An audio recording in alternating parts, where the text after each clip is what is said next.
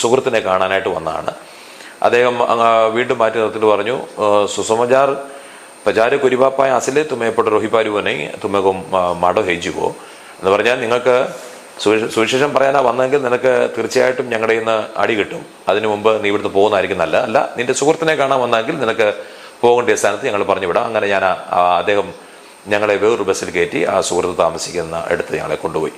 അപ്പോൾ ആദ്യം തന്നെ എനിക്ക് മനസ്സിലായി ഒറീസയിലെ സുവിശേഷ പ്രവർത്തനങ്ങൾ അത്ര നല്ല രീതിയിൽ അല്ലെങ്കിൽ സന്തോഷകരമാകുന്ന രീതിയിൽ പോകാൻ പറ്റുമോ ഇല്ലയോ എന്നുള്ള രീതിയിൽ എനിക്ക് അന്ന് തന്നെ സംശയമുണ്ടായിരുന്നു.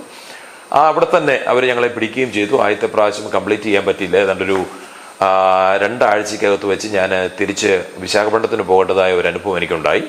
അവിടുന്ന് വീണ്ടും തിരിച്ച് ഞാൻ ബറാംപൂർ വഴിയായി ഒറീസയിൽ വന്നു. താമസിക്കാനുള്ള സൗകര്യമില്ലാത്തത് കൊണ്ട് ഞാൻ ബറാംപൂർ റെയിൽവേ സ്റ്റേഷനുകൾ, ബസ് സ്റ്റാൻഡുകൾ, കന്ധമാളിലെ ഫുൽബാനിയിലെ ബസ് സ്റ്റാൻഡ്, ബലിഗുഡ എന്ന് പറഞ്ഞ